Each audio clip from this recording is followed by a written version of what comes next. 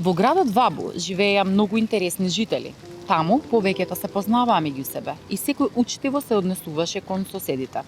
Штом сонцето ќе почнеше да се искачува на небото, еден по еден се будеа луѓето, децата и малските животинчиња. По обичај прва се будеше госпоѓа Аниф. Таа живееше над старата брашнарница и секој утро пиеше чај на малечката тераса. Таму обично ги сушеше своите омилени чорапи во најразлични бои, по кои беше надалеку позната. Ги носеше во секоја природа, ги чешлаше со специјална четка и уживаше во нивната мекост. Од чајот во воздухот се ширеше миризливата пареа и ја будеше незината соседка, бабичката Нана. Таа беше првиот муштерија на пазарот за овошје и зеленчук.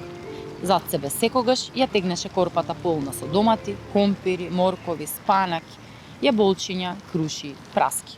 Добро, учествував на конкурс за кускус расказ, распишан на сајтот Окна и сосема неочекувано освоив трето место за расказот фотографија, кој што многу долги години подосна се најде во антологијата на краток расказ објавен од страна на Темплум Џинџуџе во земјата на Фионите.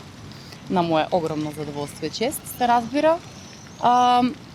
Откако заврши конкурсот на Окна, ние неколку мина ентузијасти продолживме да пишуваме книжевни објави на блогот Куцкамен. И од таму се роди идејата јас да имам свој собствен блог на кој што работев ентузијастички, волонтерски, пишував, објавував раскази, затоа што во тоа време расказот беше литературна форма во која што најмногу се пронаоѓав и по некој природен тек на нештата, случајно се запознав со Ненад Стевовик, издавачот и собственик на Или, куќата со која што издавам. Тој ги погледна моите раскази, му се допадна и во 2015 година ги објавивме, ја објавив својата прва книга, прва збирка раскази, ги најдов во длабокото во издание на Или. Во еден момент од земјата внимателно се ослободи еден голем и мек дождовен црв. Тоа утро, црвот со целиот ентузијазам познат на неговата природа, успеа да излезе за да го протегне своето меко тело низ калливиот рај и да го нахрани со деликатесите на калта. Простодушен и одбивен каков што беше, превиткувајќи се, пробиваше пат низ тревата, стежната од влага. Херојски на грбот ја износи почвата, внимателно отползи до десниот раб на тротоарот и колку што е долг, се протегна во првиот гнасан вир. Црвот не беше многу амбициозен и така долги години ја оправдуваше својата летаргија, но имаше педигре на кој беше особено горд и често го прераскажуваше пред помладите генерации. Имено пред неколку години некој негов далечен роднина кој копал во руската област Тверска, случајно и без лоша намера завршил во чинијата со салата на гувернерот на свечен ручек во познат ресторан во Кремљ. По настанот, гувернерот на својот блог и на социјалните медиуми се пожалил дека нашол црв во салатата на ручекот во Кремљ и со гадење изложил неколку фотографии од глистата, што ползи по чинијата покрај остатокот од храната. Пропустот бил проследен со политички мотиви и длабоки извинувања од персоналот, искрено згрозен од мекотелецот, кој надалеку се прославил со настанот, инаку екзекутиран уште во истиот момент.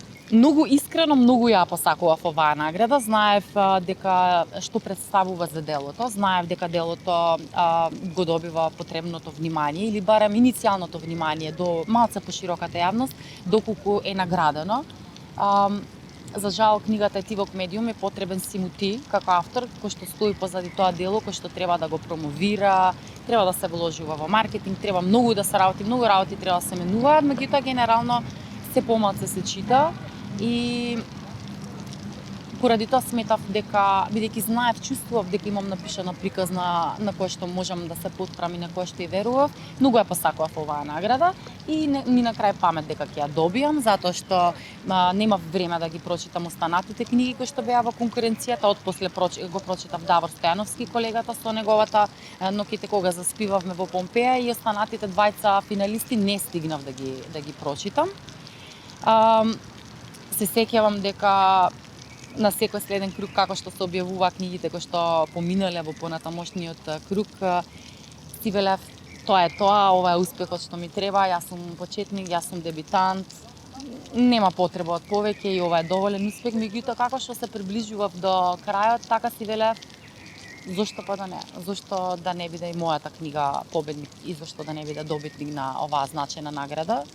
И Кога ми соопштија, во првите неколку моменти мислев дека некој ме зеза, дека ме зафркава, дека не е вистина, меѓутоа малце откако се стабилизирав, сватив дека всушност ми се остварила голема желба и дека сум завршила голема работа од позиција на еден таков стресен, тежок период да излезе една таква автентична, да речам, книга која што понатаму ќе ми отвори пат да пишувам и ќе ми отвори пат, односно во моментот ете многу е значено да се каже дека оваа книга има еден бугарски превод.